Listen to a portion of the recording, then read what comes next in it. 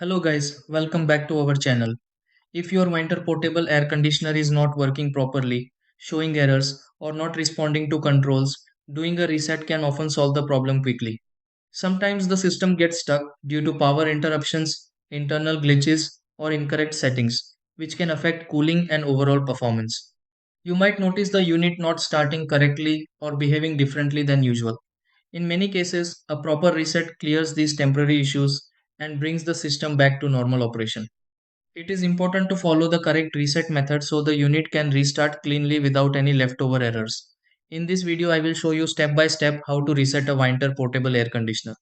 Try these. 1. Turn off the Whynter portable air conditioner and unplug the Whynter portable air conditioner from the power outlet. 2. Leave the Whynter portable air conditioner unplugged for a few minutes to clear internal memory. 3. Plug the Whynter portable air conditioner back into the power outlet.